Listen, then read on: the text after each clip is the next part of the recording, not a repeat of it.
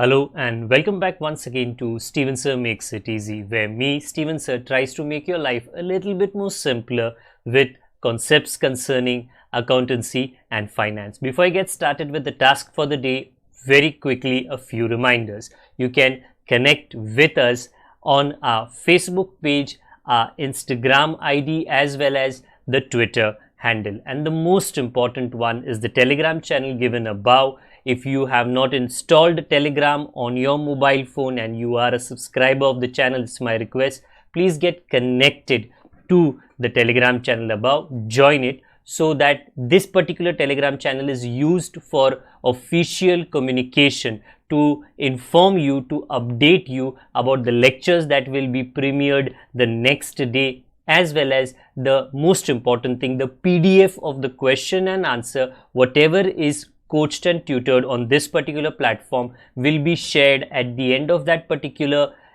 chapter, so that you can download it and use it for your future reference basis. Also, if you do intend to purchase the textbook from which the necessary questions are explained during the various lectures, the purchase link is provided in the description of every lecture. And most importantly, if you have missed out the past tense, that is the last lecture, there is an I button given above. Please click it, watch that particular lecture, and then you can come here. Very importantly, at the end is, if you have not subscribed to our YouTube channel, please do make that a task for the day and subscribe to our channel, and together with that also press the bell icon so that Mr. YouTube notifies you about lectures which are uploaded on this particular platform. That's as far as the reminders are concerned.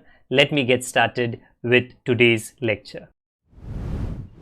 Hello and welcome back to Steven sir makes it easy, जहाँ पर आज मैं the economy of Maharashtra के chapter को एक पायदान, एक level, एक कदम और आगे लेकर जाऊंगा। ओके, समय आपका नहीं वेस्ट करता हूँ और अपना भी नहीं, शुरू कर देते हैं। टिल नाउ हमने क्या सीखा है? महाराष्ट्र के कुछ खास मुद्दों को, महाराष्ट्र के एग्रीकल्चरल सेक्टर की परेशानी और उनके हल को, इंडस्ट्रियल सेक्टर की परेशानी और उनके हल को। आज हम कॉन्सेंट्रेट करने वाले हैं सर्विस सेक्टर के ऊपर। सर्विस सेक्टर जो है ये काफ़ी मॉडर्न सेक्टर है, क्योंकि सर्विस सेक्टर के अंदर ऑब्वियसली वो दुकानें आती है, वो बिजनेसेस आते हैं जो एग्रीकल्चर या तो इंडस्ट्री सेक्टर में नहीं आता है, बट येस वेरी इंपॉर्टेंट है, एग्रीकल्चर सेक्टर से भी कनेक्टेड होता है और इंडस्ट्रियल सेक्टर से भी कनेक्टेड होता है। अगर थोड़ी सी जानकारी इसके बारे में हम ज़्यादा पढ़ने की कोशिश करें तो सर्विस सेक्टर में आता क्या क्या है जी? पहला इंश्योरेंस, उसके बाद में tourism, retail banking, education and social services. इसको एक एक करके हम ज़रूर पढ़ना चाहेंगे। Service sector includes provision of services to business as well as to final consumers. मतलब बिजनेसेस के लिए भी ये काम करता है और आखिरकार जो ग्राहक है उसके लिए भी डेफिनेटली काम करता है। Service sector is the largest, ध्यान दीजिए, largest employment generating and the fastest growing sector of the economy. Agricultural sector का योगदान थोड़ा थोड़ा कम होते जा रहा है। इंडस्ट्रियल सेक्टर इतने भी रेट से नहीं बढ़ रहा है जितने रेट से सर्विस सेक्टर बढ़ रहा है। अगर आप यहाँ पे ध्यान दो, कहा गया है इट वॉज, योगदान, contribution, it was 54.5% during 17 and 18। तो भले ही ये करीबन 2 या 3 साल पुराना डेटा है, बट ये आज के ज़माने में डेफिनेटली इंक्रीज़ हो चुका है। तो ये सेक्टर के डेवलपमेंट में किन किन चीज़ों पे ध्यान दिया गया है? फिनटेक, जो फाइनेंशियल या पैसों से कनेक्टेड टेक्नोलॉजी कंपनीज से जुड़ा हुआ है। वेरी इंपॉर्टेंटली भारत पे अगर आप कहें, भीम ऐप अगर आप कहो, या पेटीएम अगर आप कहो, ये सारी चीज़ें जो है ना, ये फिनटेक के ग्रुप के अंदर आते हैं। IT, startups, cloud computing, electric vehicles, defence, tourism, private universities, ये सारी चीज़ें किस में आती है? ये सर्विस सेक्टर के अंदर आती है। अब सर्विस सेक्टर है तो काफ़ी बड़ा, इसके अंदर इंफ्रास्ट्रक्चर, टूरिज्म, हॉस्पिटैलिटी और एंटरटेनमेंट इंडस्ट्री, ये सारे मुद्दे हमको एक एक करके कंप्लीट करने हैं। बट आज के लिए जो इसका सबसे पहला मुद्दा है इंफ्रास्ट्रक्चर, और उसके अंदर भी 2 हिस्से होते हैं। एक होता है इकोनॉमिक इंफ्रास्ट्रक्चर जो एनर्जी, ट्रांसपोर्ट और कम्युनिकेशन पे ध्यान देता है। दूसरा होता है सोशल इंफ्रास्ट्रक्चर जो हेल्थ और एजुकेशन पे ध्यान देता है।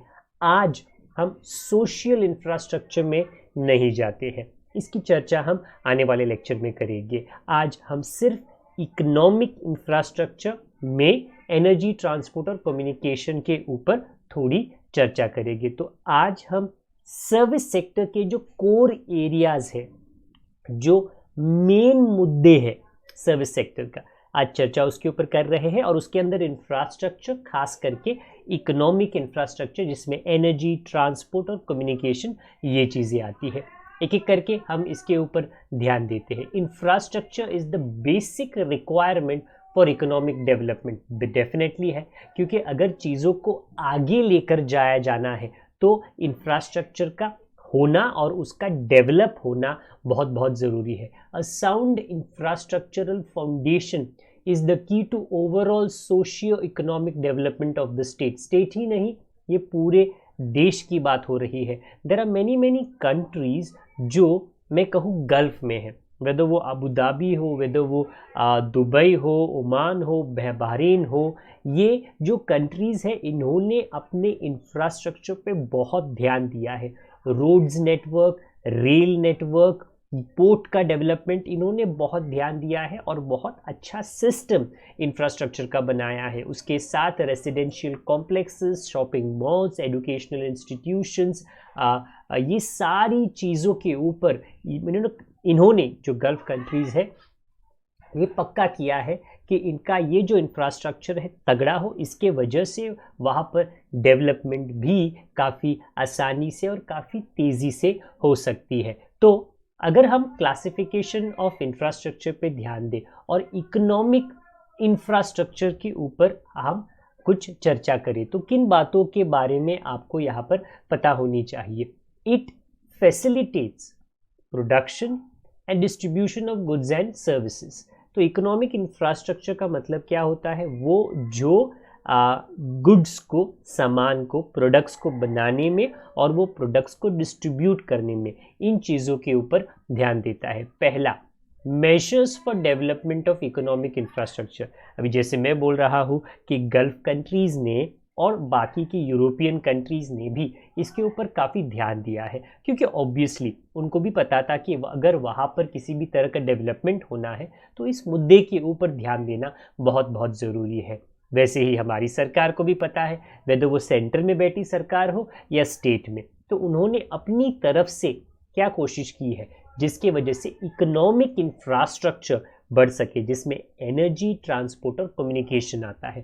पहला, increasing installed capacity of electricity generation. अगर आप किसी भी शहर के बाहर रहो, शहरों के अंदर इलेक्ट्रिसिटी 24 घंटे बड़े अच्छा आता है।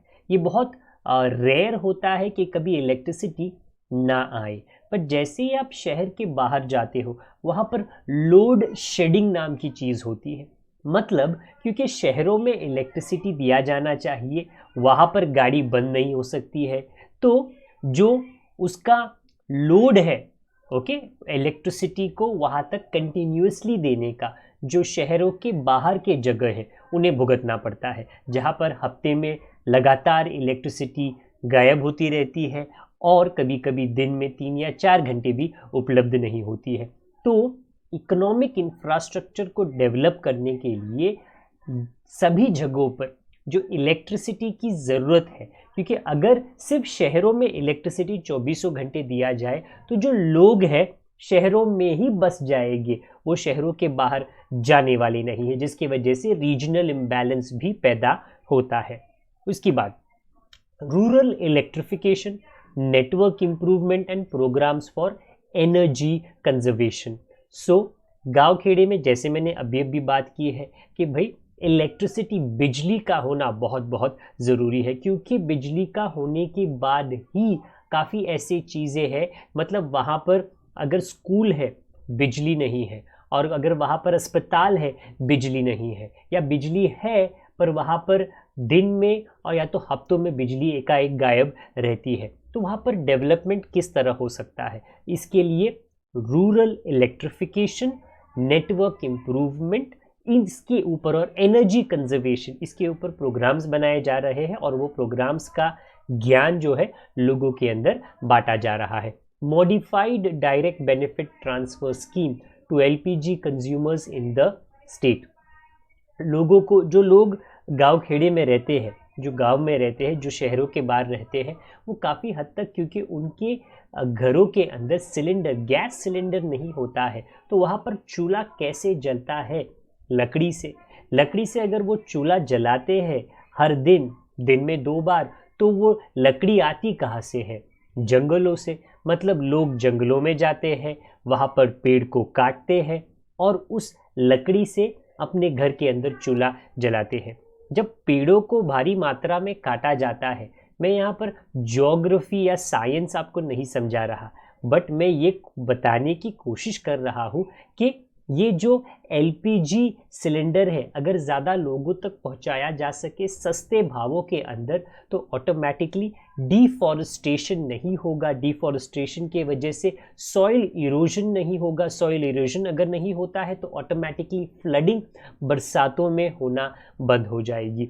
मतलब जुड़ा हुआ एक बात से है, उसके नतीजे काफ़ी आगे बुरे होते हैं। तो अगर वो कम करना है, रोकना है, तो एलपीजी का जो स्कीम है, जहाँ पर जब आपके घर पर सिलेंडर आता है, आप पूरे पैसों का भुगतान ज़रूर करते हो उस डिलीवरी वाले आदमी को, बट सरकार, अगर आपका आधार नंबर बैंकिंग अकाउंट के साथ में जुड़ा हुआ है, तो सरकार अपनी तरफ से सब्सिडाई देती है। तो अगर आपने गैस सिलेंडर के डिलीवरी वाले को हो सकता है 800 या 900 रुपया दिया है, तो सरकार आपके खाते में कुछ पैसा डायरेक्टली ट्रांसफ़र करती है, जिसके वजह से वो जो गैस सिलेंडर का प्राइस है आपके लिए काफ़ी सब्सिडाई या सस्ता ज़रूर हो जाता है। हाँ, रोड डेवलपमेंट प्लान 2001-2021, ये 20 सालों का प्लान है, जहां पर पूरी कोशिश की जा रही है कि पूरे स्टेट के अंदर, महाराष्ट्र स्टेट के अंदर रोड्स का जो नेटवर्क है वो बहुत अच्छा हो जाना चाहिए। कभी कभी डेवलपमेंट क्यों रुक जाता है? क्योंकि रास्ते रुक गए, रास्ता ही नहीं है आगे जाने का। तो वहाँ पर हम इंडस्ट्री कैसे स्टार्ट करें, वहाँ पर हम कंपनी कैसे स्टार्ट करें, ऑफिस कैसे स्टार्ट करें, हाउसिंग कॉम्प्लेक्स कैसे स्टार्ट करें? अरे बाबा, वहाँ पर रास्ता ही जाता नहीं है। तो अगर रास्ते डेवलप हो चुके हैं तो ऑटोमेटिकली उसके साथ में विकास भी पैदा हो जाता है। आपने अनगिनत बार ये कोई ना कोई वीडियो में ज़रूर देखा होगा कि एक जगह खाली सपाट है, पर जैसे ही रास्ता बनाया गया, लोग आते हैं, गाड़ियाँ आती है, रहने लगते हैं, इंडस्ट्रीज़ आते हैं, एजुकेशनल इंस्टीट्यूशंस बनते हैं, और वहाँ पर डेवलपमेंट सोसाइटी का ऑटोमेटिकली बनना शुरू हो जाता है। ओके, मेट्रो रेल की शुरुआत ऑलरेडी काफ़ी मुंबई शहर में, मुंबई शहर के अलावा पुणे में, नासिक में और काफ़ी जगहों पर की गई है, जिसके वजह से रोड पे जो ट्रैफिक है उससे थोड़ा आराम ज़रूर मिल जाएगा। इसके अलावा सरकार, जो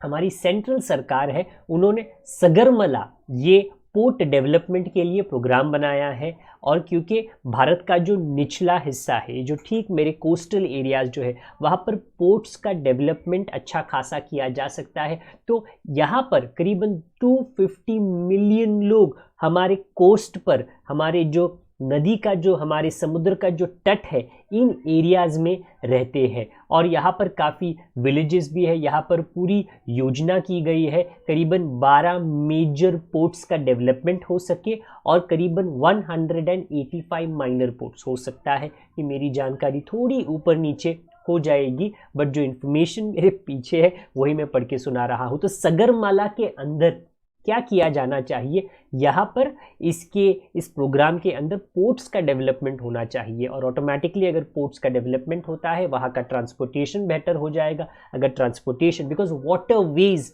is considered to be one of the biggest transport vehicles, okay, and the cheapest. Understand कीजिए, अगर आप रेलवे से ट्रांसपोर्ट करते हो उसकी भी कुछ परेशानी होती है, अगर आप रोडवेज से उसकी भी कुछ लिमिटेशंस होते हैं, अगर आप एयरवेज से करते हो वो तो काफ़ी महंगा होता है। तो water transport is considered to be one of the biggest volume carrying capacity रखने वाला ट्रांसपोर्ट सिस्टम और काफ़ी सस्ता। तो सगरमला इस प्रोग्राम के अंदर महाराष्ट्र स्टेट भी अपने पोर्ट्स के एरिया को डेवलप कर रहा है। आखिरकार में इकोनॉमिक डेवलपमेंट के लिए जो इंटरनेट सब्सक्राइबर बेस है, इंटरनेट का जो पेनिट्रेशन है ये काफ़ी ज़्यादा होना चाहिए। महाराष्ट्र उस मामले में काफ़ी हद तक आगे है कि शहरों में तो इंटरनेट 4G मोबाइल फ़ोन लगभग सभी के पास में है, बट गांवों में भी, गांवों के कोने कोने तक भी 4G या इंटरनेट पहुंच चुका है। सिर्फ यूट्यूब के लिए नहीं, सिर्फ मूवीज़ देखने के लिए नहीं, सिर्फ नेटफ्लिक्स के लिए नहीं, बिल्कुल नहीं, ये एंटरटेनमेंट का हिस्सा है। बट इसके अलावा अगर इंटरनेट का सही इस्तेमाल किया जाए तो वो काफ़ी फ़ायदेमंद इंडस्ट्रीज़ के लिए, एग्रीकल्चर के लिए, किसान के लिए भी ज़रूर साबित हो सकता है। क्योंकि सिंपल सा बात कहे, अगर एक किसान अपने खेती बाड़ी को बेहतर तरीके से करना चाहता है और अनफॉर्चुनेटली सरकार की ओर से अच्छे एडुकेशन या अच्छा इंस्टीट्यूट नहीं है ट्रेनिंग देने के लिए मॉडर्न टेक्निक्स के बारे में, व्हाट्सएप के द्वारा, इंटरनेट के द्वारा, फोरम्स के द्वारा, वो किसान जो महाराष्ट्र के एक छोटे से गांव खेड़े में रहता है, हो सकता है विदेश से के किसी किसान से बातें कर सके जो प्रसिद्ध है, जिसका वीडियो उसने फेसबुक के ऊपर, व्हाट्सएप के ऊपर, यूट्यूब के ऊपर देखा होगा कि उसकी खेती बाड़ी को बेहतर कैसे बनाया जा सकता है। तो इंटरनेट की सुविधा अगर सभी को मिलती है और उसका अगर पॉजिटिव यूज़ किया जाए तो अपने लिए, लोगों के लिए ये बहुत बेहतर होता है। तो ये तो हुआ इकोनॉमिक इंफ्रास्ट्रक्चर, और इकोनॉमिक इंफ्रास्ट्रक्चर के लिए अपनी सरकार क्या क्या कर रही है। आज के लिए इतना ही रखते हैं। अगली बार जब मैं मिलूंगा हम सोशल इंफ्रास्ट्रक्चर के ऊपर चले जाएंगे। वो मुद्दे में काफ़ी लंबा है, उसको पढ़ाने में थोड़ा समय ज़रूर जाएगा। आखिर का समय है, टाटा बोलने का टाइम मेरी तरफ से हो चुका है। अगर आप नए हो सब्सक्राइब ज़रूर कीजिए, अगर आप पुराने हो तो शेयरिंग ज़रूर कीजिए। कोई सवाल आपका है कमेंट बॉक्स का इस्तेमाल आप ज़रूर करें। जब तक मैं आपको दोबारा ना मिलूँ, अपना ख्याल रखिए, बड़ों का, छोटों का, परिवार वालों का, सभी का ख्याल रखिए। Good day to all of you, God bless, bye for now.